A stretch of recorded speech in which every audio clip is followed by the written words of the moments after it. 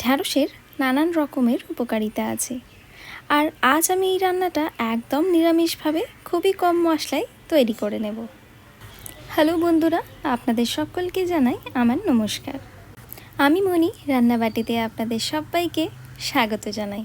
আর আজকের রেসিপি নিরামিষ ঢ্যাঁড়সের ঝাল।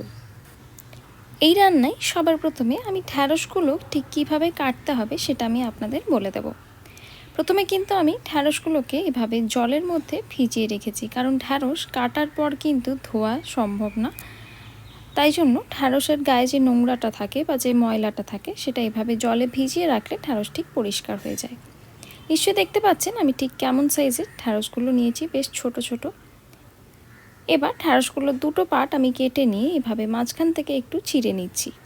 বলে রাখি, আপনারা যদি একটু বড় সাইজের ঢ্যাঁড়স নিয়ে থাকেন সেক্ষেত্রে কিন্তু আপনারা ঢ্যাঁড়সটা আধখানা বা তিনখানা পার্ট করে নিতে পারেন। এভাবে ঢ্যাঁড়সগুলো কাটা হয়ে যাবার পর কড়াতে দিয়ে দিচ্ছি সর্ষের তেল, প্রায় 2 টেবিল স্পুন পরিমাণে। এবার তেল ভালো মতো গরম হয়ে গেলে এর মধ্যে দিয়ে নিতে হবে কেটে রাখা ঢ্যাঁড়সগুলো। ঢ্যাঁড়স আমি যেহেতু মাঝখান থেকে চিড়ে নিয়েছি, এতে করে কি হয় আপনারা নিশ্চয়ই দেখতে পাবেন যে ঢ্যাঁড়সের ভেতরে যদি কোনো রকম পোকা লেগে থাকে বা নোংরা থাকে সেটা কিন্তু আপনারা বাদ দিয়ে নিতে পারেন। এবার এরকম লো টু মিডিয়াম হিটে আমাদের কিন্তু ঢ্যাঁড়সটাকে নাড়াচাড়া করে ভেজে নিতে হবে। তবে খুব বেশি লো হিটে কিন্তু ভাজবেন না, তা নাহলে কিন্তু ঢ্যাঁড়সের থেকে বেশ ভালো পরিমাণে জল রিলিজ হয়ে যাবে আর ঢ্যাঁড়সটা ভালো মতো ভাজা হবে না। প্রায় 5 থেকে 6 মিনিট এভাবে কড়ার চাপা খুলে দিয়েই আমি কিন্তু এটা ভেজে নিয়েছি। আর নিশ্চয়ই দেখতে পাচ্ছেন এই স্টেজে কিন্তু ঢ্যাঁড়সের কালারটা চেঞ্জ হয়ে গেছে। আমি এই স্টেজে তেল থেকে ঢ্যাঁড়সটা তুলে নিয়ে সাইডে রেখে নিচ্ছি। এবার এই একই তেলে দিয়ে নিচ্ছি ফোড়নে একটা শুকনো লঙ্কা, আর এরই সাথে দিয়ে দিচ্ছি কালো জিরে। এবার এই শুকনো লঙ্কা আর কালো জিরেটাকে 1 থেকে 2 মিনিট ভালো করে একটু নাড়াচাড়া করে নিতে হবে, যাতে এর একটা সুন্দর ফ্লেভার তেলের মধ্যে চলে আসে। এবার ঠিক একইভাবে কেটে রাখা আলুটাও আমি এর মধ্যে দিয়ে দিলাম। বলে রাখি, এই রান্নায় কিন্তু ঢ্যাঁড়সের থেকে আলুর পরিমাণটা একটু কম থাকবে, কারণ ঢ্যাঁড়স রান্না হওয়ার পর কিন্তু বেশ অনেকটাই কমে যায়। তাই জন্য প্রথমে কিন্তু ঢ্যাঁড়সের পরিমাণটা বেশ আপনাদের একটু বেশিই রাখতে হবে আলুর চেয়ে। সামান্য একটু নুন দিয়ে আলুটাকেও ভালো করে একটু ভেজে নিচ্ছি। এবার কড়ার চাপা দিয়ে নিচ্ছি আর লো টু মিডিয়াম হিটে আলুটাকে ভেজে নিতে হবে। বলে রাখি, আলুর গায়ে একটা ছিটে ছিটে কালার আসা অবধি আমাদের কিন্তু আলুটাকে ভেজে নিতে হবে।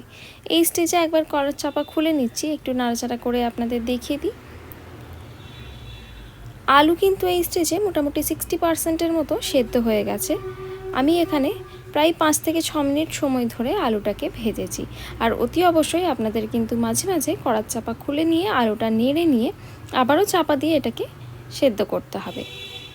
আমি এখানে খুন্তির সাহায্যে একটু চেক করে নিচ্ছি, আলু মোটামুটি 60%-এর মতো সেদ্ধ হয়ে গেছে। এই স্টেজে আমি এখানে দিয়ে নিচ্ছি ঠিক একইভাবে কেটে রাখা টমেটো, আর এরই সাথে দিয়ে নেব 2 চা চামচ পোস্তকে আমি ভিজিয়ে রেখে সেটার পেস্ট করে নিয়েছি। সেই পোস্ত বাটাটাও আমি এখানে দিয়ে নিলাম। এবার এই টমেটো আর পোস্তটা দিয়ে আমাদের কিন্তু ভালো করে একটু কষাতে হবে। যেহেতু এই রান্নাটা সম্পূর্ণ নিরামিষভাবে তৈরি, তাই জন্য এখানে কিন্তু পোস্তর পরিমাণটা একটু বেশি লাগছে। পোস্তটা দিয়ে নিয়ে ভালো করে একটু নাড়াচাড়া করে নেবেন। এবার আবারও কড়ার চাপা দিয়ে নিয়ে আমরা এই আলু, পোস্ত আর টমেটোটাকে প্রায় 2 থেকে 3 মিনিট একটু রান্না হতে দেব। আর ওভেনের হিটটা নিশ্চয়ই দেখতে পাচ্ছেন এই স্টেজে কিন্তু আমি একদম লোতে রেখেছি। 2-3 মিনিট পরই দেখবেন টমেটো কিন্তু একদমই সফট হয়ে গেছে আর পোস্ত মোটামুটি কিন্তু ভাজা হয়ে গেছে। টমেটোগুলো এভাবে খুন্তির সাহায্যে একটু চেপে দিচ্ছি, যাতে করে গ্রেভিটা বেশ ভালো হবে। আবারও ভালো করে সব কিছুকে একটু নাড়াচাড়া করে নিচ্ছি। এই স্টেজে দিয়ে নিচ্ছি ভেজে রাখা ঢ্যাঁড়সগুলো। নিশ্চয়ই দেখতে পাচ্ছেন ভাজবার পর কিন্তু ঢ্যাঁড়সের পরিমাণটা বেশ অনেকটাই কমে গেছে। 1 চা চামচ পরিমাণে সাদা ও কালো সর্ষে মেশানো আমি এখানে পেস্ট করে নিয়েছি। সেই সর্ষে বাটাটাও আমি এখানে দিয়ে নিলাম। আবারও সব কিছুকে খুব ভালো করে মিক্স করে নিচ্ছি। এই স্টেজে দিয়ে নিতে হবে পরিমাণ মতো নুন। নিশ্চয়ই খেয়াল করেছিলেন ঢ্যাঁড়স ভাজবার সময় কিন্তু আমি কোনো রকম নুনের ব্যবহার করিনি, তবে নুনটা একটু হিসেবে দিতে হবে, কারণ আমরা আলু ভাজবার সময় কিন্তু নুন দিয়েছিলাম। ওপর থেকে দিয়ে দিচ্ছি কটা চেরা কাঁচা লঙ্কা। আলু কিন্তু এই স্টেজে সম্পূর্ণভাবে মোটামুটি সেদ্ধ হয়ে গেছে, আর ঢ্যাঁড়স তো আগে থেকেই আমরা ভেজে রেখেছি। কাঁচা লঙ্কাটা আর সর্ষে বাটাটা দিয়ে আবারও সব কিছুকে একটু মিক্স করে নিচ্ছি, আর চাপা দিয়ে এটাকে আবারও আমরা রান্না হতে দেব, যাতে সর্ষে বাটা, কাঁচা লঙ্কা ও পোস্ত সবকটা ফ্লেভার বেশ ভালো করে মিক্স হয়ে যায়। এভাবে এই ঢ্যাঁড়সের রান্নাটা আপনারা একবার বাড়িতে অবশ্যই ট্রাই করবেন, এটা কিন্তু খেতে অসাধারণ হয়। কড়ার চাপা খুলে নিচ্ছি, আবারও সব কিছুকে একবার ভালো করে মিক্স করে নিচ্ছি। রান্না মোটামুটি শেষের দিকে, সব কিছুকে একবার ভালো করে মিক্স করে নিয়ে ওপর থেকে ছড়িয়ে দেব কটা ফ্রেশ ধনে পাতা। গরম গরম ভাতের সাথে এটা কিন্তু খেতে দুর্দান্ত লাগে। ধনে পাতাটা দিয়ে নিয়ে আবারও ভালো করে সব কিছুকে একবার মিক্স করে নিচ্ছি। আপনারা চাইলে কিন্তু ওপর থেকে কাঁচা সর্ষের তেলও ছড়িয়ে নিতে পারেন, তবে আমি এখানে এই রেসিপিতে কাঁচা সর্ষের তেল আর দিলাম না। ব্যাস, ওভেনের হিট অফ করে দিলেই আমাদের কিন্তু এই নিরামিষ ঢ্যাঁড়সের ঝাল সার্ভ করবার জন্য একদম রেডি। আশা করছি আমার আজকের এই রেসিপি আপনাদের সকলের ভালো লেগে থাকবে। রেসিপিটা ভালো লেগে থাকলে লাইক, শেয়ার, সাবস্ক্রাইব করবেন, আর পাশে থাকা বেল আইকনটা প্রেস করতে ভুলবেন না। দেখা হবে আবারও একটা নতুন রেসিপি নিয়ে। ততক্ষণের জন্য ধন্যবাদ। Happy cooking.